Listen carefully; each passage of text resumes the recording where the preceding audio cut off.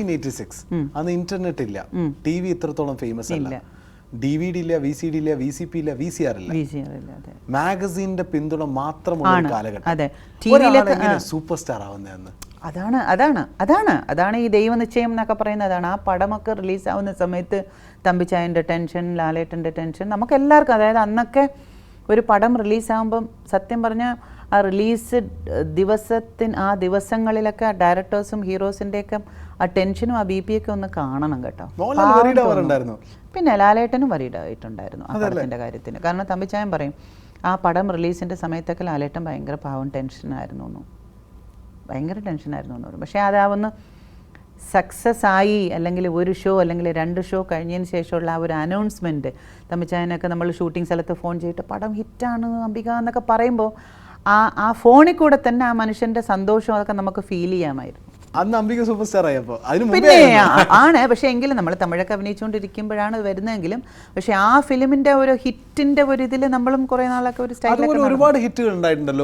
പക്ഷേ എങ്കിലും ഇത് അതായത് ഇപ്പോഴും ആൾക്കാർ പറയാൻ ആഗ്രഹിക്കുന്ന ഡയലോഗ്സ് ഇല്ലേ അതില്ലേ, എന്തുകൊണ്ട് അതിൻ്റെ പാർട്ട് 2 വന്നുകൂടാ, അത് ഹിറ്റാകുമോ ഇല്ലയോ അത് വേറെ കാര്യം എന്ന് പലരും പല പ്രാവശ്യം ചോദിക്കുന്ന ഒരു മൂവിയായിട്ടത് മാറിയില്ലേ. അതുകൊണ്ട് പിന്നെ ഞാൻ അഭിനയിച്ച് മോഹൻലാൽ, മമ്മൂട്ടി, ബാലചന്ദ്ര മേനോൻ, അങ്ങനെ സുകുമാരൻ, സോമൻ, ഇങ്ങനെ കുറേ ഇതുകൾ വന്നു. ജയറാം, ദിലീപ് അവരുടെ കൂടെയൊന്നും ഹീറോയിനായിട്ട് അഭിനയിക്കാൻ പറ്റില്ല, പക്ഷേ അവരുടെ കൂടെ അഭിനയിക്കാൻ പറ്റി. പൃഥ്വിരാജ് അഭിനയിച്ചു, ഇന്ദ്രജിത്ത് അഭിനയിച്ചു, പിന്നെ കുഞ്ചാക്കോ ബോബൻ, ഇപ്പോഴുള്ള ന്യൂ ജനറേഷനിലുള്ള ഓൾമോസ്റ്റ് ചില പിള്ളേരുടെ എല്ലാവരുടെയും കൂടെ അഭിനയിച്ചു. അതൊക്കെ ഒരു ഭാഗ്യമായിട്ട് കണക്കാക്കുന്ന കൂട്ടത്തിലാണ് ഞാൻ അവരോടൊക്കെ അഭിനയിക്കാൻ പറ്റുന്നത്. ഐ ഷുഡ് ആസ്ക് യു, കാരണം ഒരു ആക്ടറിന്റെ സൂപ്പർ സ്റ്റാർഡം കണ്ട വ്യക്തിയെടുത്ത് ചോദിക്കുകയാണ്, ആക്ടർ ശങ്കർ സൂപ്പർ സ്റ്റാർ ആകും എന്ന് ഞാൻ വിചാരിച്ചിരുന്നു, ട്രൂ ഓർ ഫാൾസ്? എനിക്കത് കമൻറ്റ് പറയാൻ പറ്റില്ല. കാരണം ഒരു സമയത്ത് നസീർ സാറിന് ഈ നിത്യഹരിത നായകൻ എന്ന് പറയുന്ന പോലെ ഒരു എങ്ങനെ പറയുന്ന ഒരു കാതൽ മന്നൻ, അതിനെ എങ്ങനെ പറയുന്നത്, അന്ന് ഒരു വലിയ ഒരു റൊമാൻറ്റിക് ഹീറോ എന്നുള്ള രീതിയിൽ ഭയങ്കര പേരുള്ള ഒരാളായിരുന്നു ശങ്കരേട്ടൻ. അങ്ങനെ ഉണ്ടാകുമെന്ന് എല്ലാവരും പ്രതീക്ഷിച്ചിരുന്നു എന്നുള്ളത് ഞാൻ കേട്ടിട്ടുണ്ട്. പിന്നെ പുള്ളിയുടെ തിരക്ക് കാരണം ഇതായതായിരിക്കാം. അതേപോലെ തന്നെ വളരെ പ്രോമിസിംഗ് ആയിട്ടുള്ള ഒരു ആക്ടറായിരുന്നു ആക്ടർ രതീഷ്, രാജാവിന്റെ മകൻ, പിന്നെ ആൻസിയുടെ അംബികയുടെ partner. So tell me, I mean രതീഷിനെ കുറിച്ച് മലയാളം അധികം ഓർത്തിട്ടില്ല, പറഞ്ഞിട്ടില്ല എന്ന് തോന്നിയിരുന്നു. He was a very good actor. നല്ല ആക്ടറായിരുന്നു, പാവമായിരുന്നു കേട്ടോ. പുള്ളി ലൊക്കേഷനിൽ വരും, ആ ഡയലോഗ് പറയും. പുള്ളിക്ക് പറ്റാത്തൊരു കാര്യമാണ് ടേക്കിൽ പൊട്ടിച്ചിരിക്കാൻ പറഞ്ഞാൽ. ഷോ എൻ്റെ ദൈവമേ, രാജാവിൻ്റെ മകൻ ഷൂട്ടിംഗ് സമയത്ത് അതിലിങ്ങനെ വള്ളത്തിലിരുന്നിട്ട് എന്തോ പറഞ്ഞ് ഇങ്ങനെ പൊട്ടിങ്ങനെ ചിരിക്കണം, നിങ്ങളുടെ പ്രണയകാലം പ്രണയകാലം കാണിക്കുന്ന സമയത്ത്. അപ്പോൾ തമ്പിച്ചാൻ പറയും, രതീഷ് പൊട്ടിച്ചിരിക്കില്ല, എനിക്കറിയാം, നീ വേണം എന്തെങ്കിലും പറഞ്ഞ്. എനിക്കും ടേക്കിൽ ചിരിക്കാൻ പറഞ്ഞാൽ ഭയങ്കര ബുദ്ധിമുട്ടാണ്, ഇങ്ങനെ എന്നൊക്കെ പറഞ്ഞ് ചിരിക്കും. ഇത്രയും ചമ്മലുള്ള ഒരു ഏർപ്പാട്. ഉടനെ രതീഷ് ചേട്ടൻ ടേക്കിൽ എൻ്റെ അടുത്ത് ചിരിക്കാൻ പറഞ്ഞാൽ ഞാൻ ചിരിക്കില്ല, നീ ചിരിച്ചോ എന്ന് പറയും. എന്നിട്ട് ചേട്ടൻ പറഞ്ഞു ചിരി.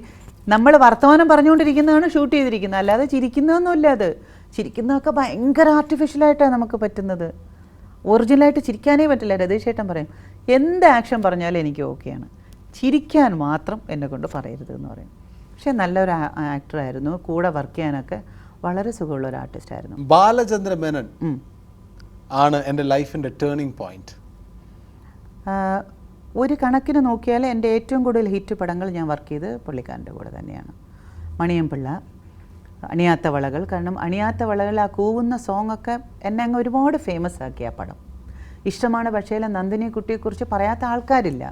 പ്രേമഗീതങ്ങളിൽ ആ ക്യാരക്ടറിനെ കുറിച്ച് പറയാത്ത ആൾക്കാരില്ല.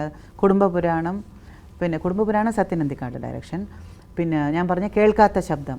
സോ അപ്പോൾ എൻ്റെ ഒരുപാട് ഹിറ്റ് പടങ്ങളുടെ സംവിധായകൻ അദ്ദേഹം എന്നുള്ള നിലയിൽ അത് ഞാൻ സമ്മതിച്ചേ പറ്റൂ. ബാലചന്ദ്ര മേനൻ ഫോർമുല മലയാളത്തിൽ ഏറ്റവും വലിയ ഹിറ്റ് ഫോർമുലയായിരുന്നു. ആ കൂട്ട് വന്നാൽ ബാലേന്ദ്ര മേനൻ തലക്കെട്ടുണ്ടെങ്കിൽ ഫിലിമിന് ഓപ്പണിംഗ് ഭയങ്കര ഹ്യൂജ് ആയിരിക്കും. പക്ഷെ പിന്നീട് അത് ചോർന്നുപോയി. എന്താ സിനിമയിൽ നിന്ന് മനസ്സിലാക്കിയത്? അപ്പം എല്ലാത്തിനും ഓരോന്നിനും ഓരോ സീസൺ എന്ന് പറയുന്ന പോലെ ആ സമയത്ത് ഇറ്റ് വാസ് ഗുഡ്, അത് സക്സസ് ആയി.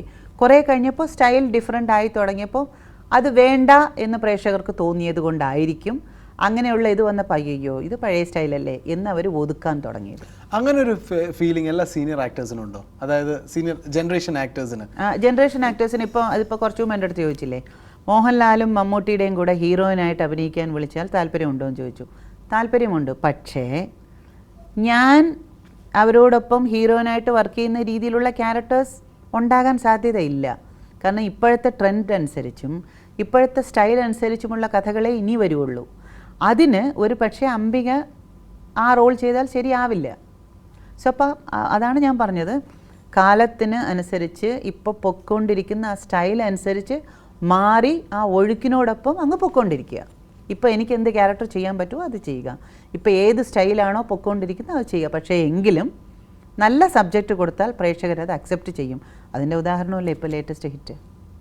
Very true. ആൻഡ് ഒരു ക്വസ്റ്റ്യൻ ചോദിക്കാം, ഓസ്കറിലൊക്കെ 72 വയസ്സായ നടിക്ക് വരെ ഓസ്കർ അവാർഡ് കിട്ടുന്നു.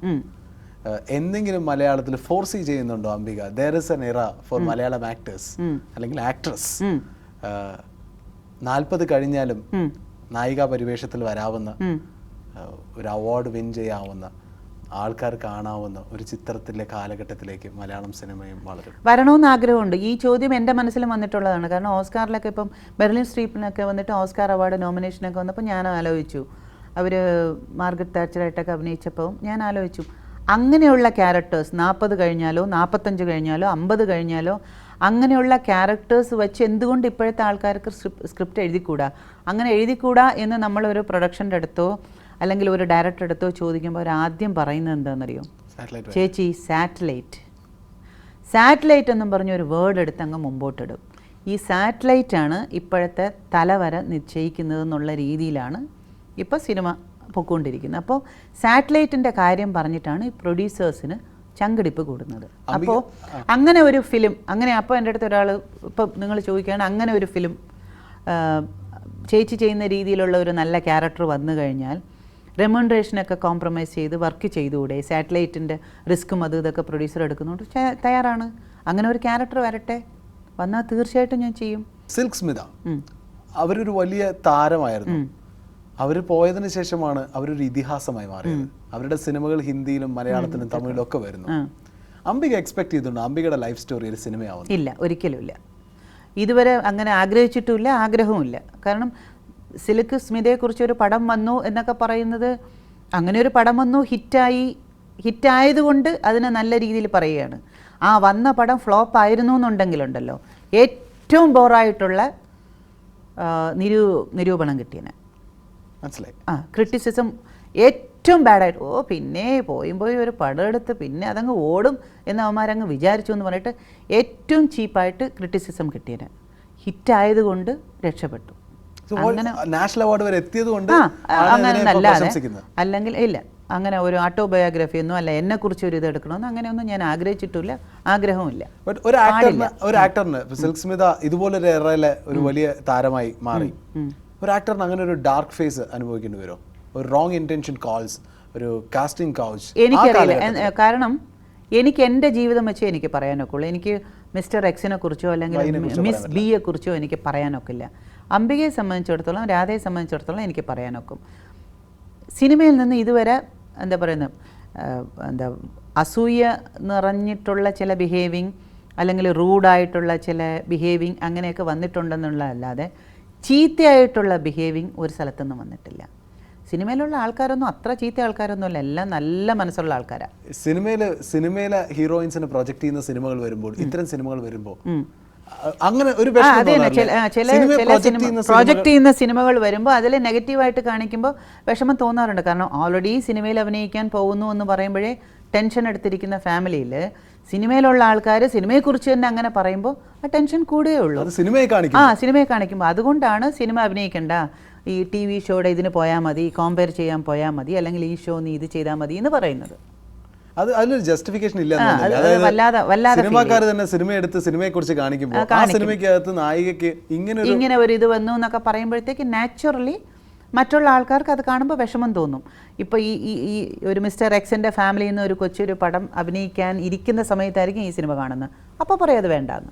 Very true. As A senior actor, ആ ഒരു കാലഘട്ടത്തെ മുഴുവൻ 25 ഇയേഴ്സിനോളം റെപ്രസെന്റ് ചെയ്യുന്ന ഒരു ആക്ടർ എന്ന രീതിയിൽ ഇതിനൊരു കൺട്രോൾ വേണം, അല്ലെങ്കിൽ ഇങ്ങനത്തെ ഒരു തിരക്കഥ വരുന്നതിന് മുമ്പ് there should be A rethinking എന്ന് തോന്നുന്നുണ്ടോ? ഇല്ല, ഇപ്പം അതായത് ഇപ്പം ഞാൻ വിചാരിച്ചാൽ 10 ആൾക്കാരെയോ ഒരു നാട്ടിനെയോ നന്നാക്കാനൊക്കില്ല. സോ എൻ്റെ അഭിപ്രായം, what ever I can do I do. എൻ്റെ അച്ഛൻ പറയുന്ന പോലെ ഒരാളിനെ കുറിച്ച് നല്ലത് പറയാൻ പറ്റിയില്ലെങ്കിൽ ഒന്നും പറയാതിരിക്കുക. If you cannot say anything good, don't talk. അതാണ് എൻ്റെ പോളിസി. ഒരാളിനെ ഒരു നല്ലത് ചെയ്യാൻ പറ്റിയില്ലേ, ദ്രോഹിക്കരുത്. ഈ 2 പോളിസിയാണ് എൻ്റെ പോളിസി. പിന്നെ കാലത്തിനനുസരിച്ച് നമ്മൾ മാറിക്കൊണ്ടിരിക്കുക. ഒരുപാട് കംപ്ലൈൻറ്റ് പറയാതെ ഇപ്പോഴത്തെ സിനിമ എങ്ങനെയാണോ ശരി, ഈ സിനിമയിൽ എങ്ങനെ അങ്ങ് പോവുക. ഇങ്ങനെ ഒരു സിനിമ വന്നു, ശരി, ആ സിനിമയിൽ അങ്ങനെ പോവുക. പിന്നെ നമ്മുടെ അടുത്ത് ചില ഡയലോഗ്സൊക്കെ പറയുമ്പോൾ വൾഗാരിറ്റി നമ്മളെ കൊണ്ട് പറയിക്കാതിരിക്കാൻ വേണ്ടിയിട്ട് ശ്രമിക്കുക. അത് നമ്മൾ ചെയ്തിരിക്കണം. തിരിഞ്ഞു നോക്കുമ്പോൾ ഒരു ആക്ടറിൻ്റെയോ ഡയറക്ടറിൻ്റെയോ ആക്ട്രസിൻ്റെ പേര് പറയുകയാണെങ്കിൽ ആരുടെ പറയും? Other than Ambika and Radha. Shivaji Ganesan. He is university the best. അദ്ദേഹത്തിൻ്റെ എല്ലാ എക്സ്പ്രഷൻസും എല്ലാ സീൻസിലും എല്ലാ സമയത്തും ആ സമയത്തിനനുസരിച്ച് കറക്റ്റായിരുന്നു.